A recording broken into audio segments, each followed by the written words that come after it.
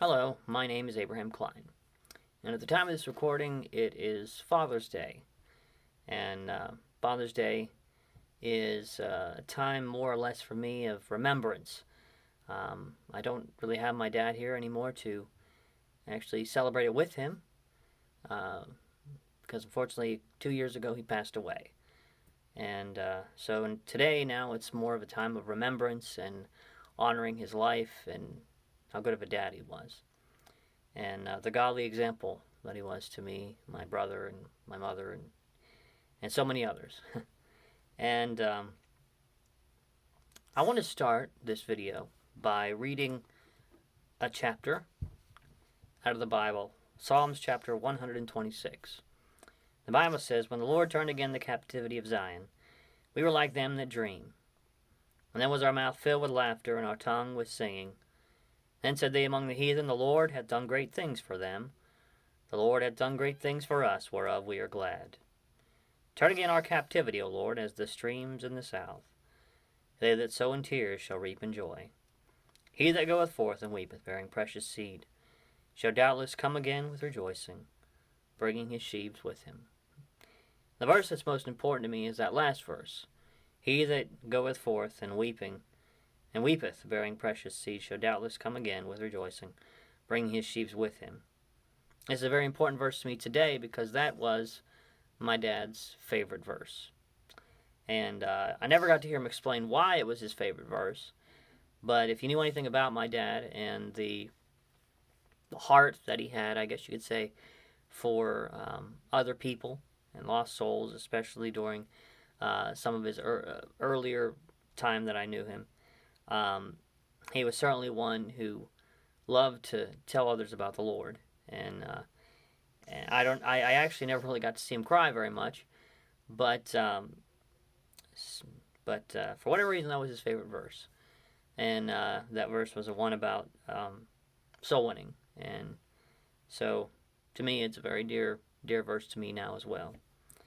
What I want to talk about today in this video is just some lessons that I learned from my dad. My dad's name was Kenneth Kline.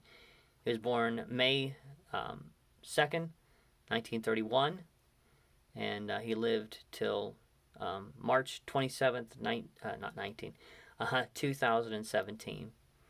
And so I got to know him for 26 years of my life. And I wrote down 12 different things. And certainly in 26 years of knowing my father, certainly there was a lot that I learned from him that I probably don't even remember as being something that he taught me, but he probably did. But looking at his life that he lived a hard life. He had epilepsy. He had lots of physical issues and had shortcomings as far as the fact that he was short and like me. And again, had lots of physical issues. But he was a very, I guess you could say, he was very much able to overcome those issues. And from what I've learned about him from his past, by the time that God came into his life, he was a very changed man. And I believe I did a video about that already, about the change that God did in his life and how that he went from being somebody that was, I guess, very mean and bitter and hateful to eventually becoming the loving father and husband and Christian that he would eventually become. And but here's some things that I learned from my dad. Number one, I want you to notice, and this is very important to me. Number one, I learned from my dad, Kenneth E. Kline, being sick doesn't make you weak. And as I mentioned, my dad had epilepsy. And he was very, very sick and had lots of physical limitations. But because he was sick, did not define his life. He didn't let it get him down. He didn't let it destroy him. Now, he wasn't really allowed to work a regular job. But most of his life, he worked odd jobs, helping people fix their lawnmowers or their bicycles, and he'd do odd jobs fixing people's roofs and houses and things like that. Whatever he could to try to earn a living, basically, aside from the little Social Security he got from his disability. But despite the fact that he was sick, he did not let that keep him down. He was always, for most of my life, he was always busy. He was always doing something, and a very strong man. And wasn't one to complain about his physical issues or let it get him down. He didn't let him. He didn't. He showed that he was a very strong man despite his sickness. Number two, you don't have to be allowed to voice your disappointment or your disapproval or your opinion, basically. My dad was very soft spoken, and occasionally I'd see him lift his voice. I think it would get up to maybe a couple decibels, but he was typically a very quiet man. But when Dad would get upset, I listened, because he was, when Dad got mad, you knew it, and but it wasn't like he was boisterous or anything like that. But he had his levels of speaking, and but when he did, you knew it, as I said. But you don't have to be loud to voice your opinion, and he wasn't very loud, but he would definitely make his opinions known.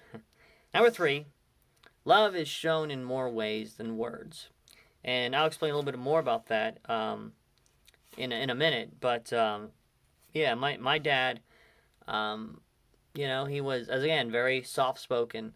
Didn't say a lot. When he did, you can get him going every once in a while. He'd be telling some jokes or singing some songs or telling stories about Luzerne or some other story, and he was always very quiet. But he'd show his love in the fact that he and my mother both sacrificed a lot to make sure that I had provisions in my life. We were what you would call poor. We didn't have a lot, but they made sure that I had an education at the Christian school that I went to, and they would spend many hours helping to clean the church to try to provide for my curriculum. And of course, apparently there were other people that helped pay when they couldn't, but they did all they could to try to provide for me and make sure that I had some sort of a decent life. We never had a lot. I didn't get to play baseball at Young Township like I wanted to. But again, he did the best he could with what he had, and showed his love for me and my mother and my brother with what he had. Amen. And number four, being willing to do a lot with what little we have. And again, that goes back to what I said. My dad could stretch a dollar farther than anybody that I knew.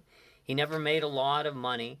And of course, once he got older and wasn't really making money doing odd jobs and stuff like that, he basically only got his Social Security and what other little money he could make on the side from the occasional odd job he would get. But he basically raised me and provided for the family on Social Security, which really isn't a lot, especially the Social Security disability that he got. It's not a lot, but he was able to use that money to, he was able to provide with what little that he was able to make. Number five, you don't need to be in the spotlight to do something important, and that's evident because my pastor often would laud my dad about the fact that he was the church's doorkeeper. And that's the kind of stuff Dad did. Dad would occasionally do something like sing or something like that, but he never preached. He wasn't really much of he was very soft-spoken. But he was a doer. He was a servant.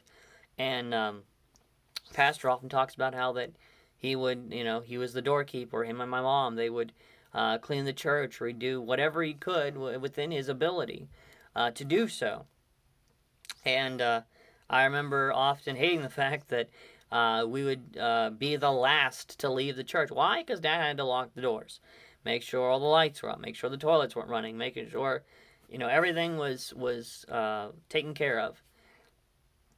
And according to Pastor, that was a very important job, and said that when Dad wasn't able to do that anymore, there was a void in the church. Even despite the fact that it wasn't really a well-known job at the time, he didn't get a lot of hurrah at the time, but when he wasn't able to do it anymore, everybody noticed.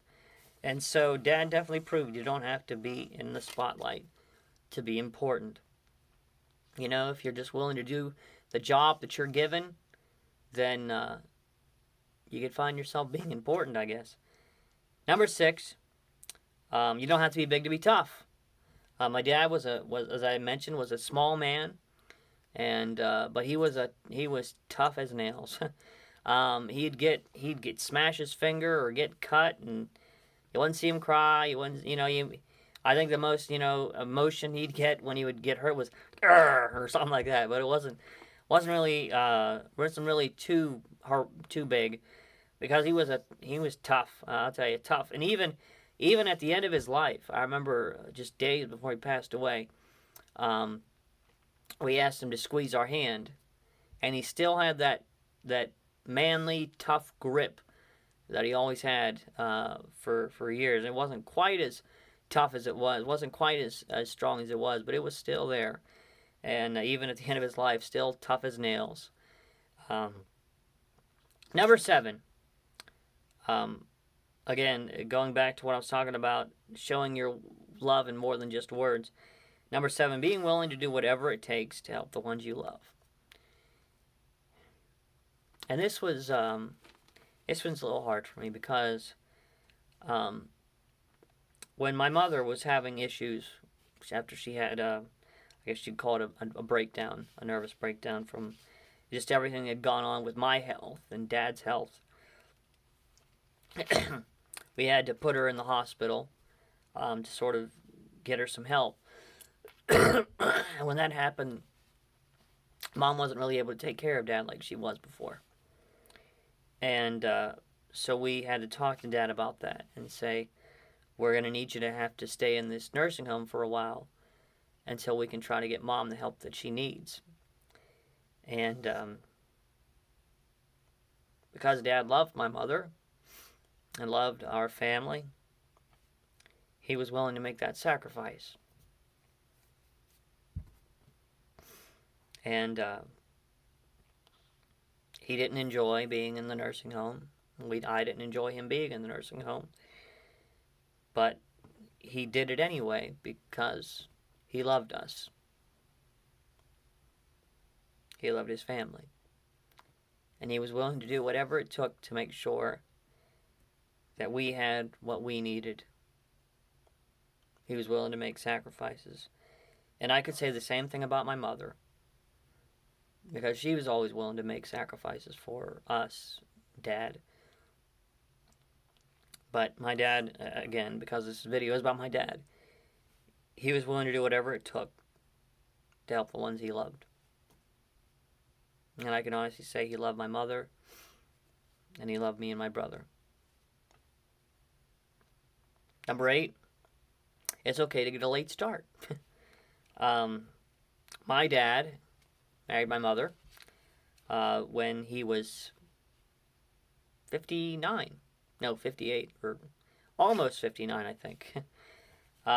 So yeah, Dad found true love at a pretty late stage in his life. But in that time, he was able to get married, and he accepted my brother, who was he was born. My brother would have been 13 around the time that they were married, and so obviously he wasn't his biological son, but he took my brother in as his own. And then a year later, I was born, and he raised me and my brother. And he got a bit of a late start, but he still had all the opportunities that a young man, I guess you could say, could have as being a dad and father and husband. So it's okay to get a late start in life, and certainly he did, but that was okay, I guess. And then number 9, cherish every moment. And by that I mean take pictures and bask in the moments that you have. You don't necessarily have to take pictures, but when I think of my dad, I think of a camera. And any event he would go at, I mean, we at our house, at our home, we have literally thousands of Polaroid pictures that he took at weddings, at church events, at camp meetings, just random pictures at home. He took pictures of us all the time. And it was his way of just cherishing the moment, having something to look back on to remember the time. And at the time, it wasn't really something that I really thought about myself. But then now, pictures are a very important thing to me. It's a way of remembering a moment, a place, a time. And and again, you don't always need to have the phone up. Sometimes it just needs to be your memory. But maybe sometimes you just need to take a picture or video and cherish those moments in that way, and then look back on them with your family, like we did growing up. And number 10, God will bring us blessings we never imagined. Now, again, my dad's final days were not the easiest for him. But my dad told me once, before he started going to church and got saved, that he was at a place in his life where he felt like he had no reason to live. And he was miserable and depressed and just felt, just absolutely miserable. And then one day, I don't remember if it was Pastor Andy Appiok or was another person from the church, but somebody one day knocked on his door and invited him to church. And my dad became, as my pastor put it, a bus kid in what I would guess was his 40s at that point. And he started going to church and started getting involved in the church, and eventually he got saved. And at that point, he had no idea what his life was going to be like from that point. But eventually he started going to church. Eventually he met my mother, and they fell in love and got married. And I came along, and he got to be a dad and raise me and my brother and be a husband to my mother. And he never imagined what lay ahead for him. And again, that's another lesson that I learned from my dad. And number 11, never stop praying. And that's something that I think about because my dad was always one that prayed. Of course, he was also one that always read his Bible, even when he was getting older and wasn't really able to as much. Eventually, he got to the point where he didn't really have the strength to sit up and read his Bible, but he was always praying. I remember when I was still living at home and he was at home. I remember I walked by the room, and on one side there's a door, on the other side there's just a wide open space between where their room was and the kitchen. I remember I was walking through the kitchen, and I overheard this sort of noise, or not noise, but just like somebody was talking in his room. And I went by that door and I listened in, and I could hear my dad praying. Even and he was late at night, and he was in his bed just praying. He's praying about me. He's praying about Nate. He's praying about Mom. He's praying about just different people that he knew, and was just praying about them. I think some of them weren't even living anymore, but I guess he didn't know that they'd passed away. But prayed for all the people that he knew from church, and prayed about different needs of the family. And he never stopped praying. I remember once I was on my way to visit him in the nursing home. It was late at night, and I just got out of work, and I went to visit him. And I stopped by I was walking up to his door, and I could hear him praying. And I'm so thankful I had a dad that prayed. And I waited till he was done praying, and then I came in to visit him. But he was a praying dad, and I'm thankful that I had a praying dad. There's people that I always that I know in my life that are I would consider prayer warriors. And there's a gentleman from my church. His name's Pastor Andy Appiok. When he says I'm praying for you, I believe him. And when I hear my pastor say he's praying for me, I believe him. And if my dad would have told me he was praying for me, I would have believed him, because I know he was. And even when he got to the point where he was coming close to the end of his life, he was still praying. And I'm so thankful that I have that heritage in my life. And finally, number 12, he says, a thing I learned from my dad: tell a good story and always have a song. And that goes back to what I was talking about earlier. He always had a good story, and for the longest time he would sing songs. And I heard people talk about how that he'd get around. One thing he always did for the kids, he would give out candy to them, or usually gum or Tic Tacs. And they'd hold their hands out, and he'd put a little, like a Tic Tac or two in their hands. Like, we have candy. We didn't have a lot growing up, believe it or not. And or he would take little sticks of gum and cut and break them off into little little fourths and hand them out to all of us. And we have gum and candy. It was great. Now they get entire candy bars. But anyway, he would always have a good story to tell. He would tell stories. He'd sing songs like Uncle Noah's Ark and how much is that doggy in the window, or get out of here with that and don't come back no more. Get out of here with it. Anyway, he would always have again tell stories about life in Luzerne. He'd have other little stories he'd tell, and he always had a song. And he'd sing songs like "On the Wings of a Snow-White Dove," or "Till the Storm Passes By." In fact, somewhere at the house, actually I have it right over there, is a tape of music, and he recorded of himself singing. And it's hard to listen to because it's it's Dad singing, and yeah, it brings joy to hear his voice again, but it also brings a tear to my eye because I miss him so much.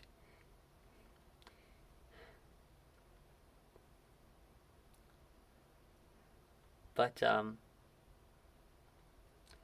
yeah, those are some of the lessons I learned from my dad, and there's a lot more lessons I learned from him. He taught me a lot because he was my dad, and that's what dads do. And at the time that I was growing up, I didn't really fully appreciate it. Now, there's a lesson I can teach you, other than these many lessons that I have already showed you about my dad. If there's any lesson I can teach you, is please cherish those that you love. I know not everybody has a good relationship with a father or a mother.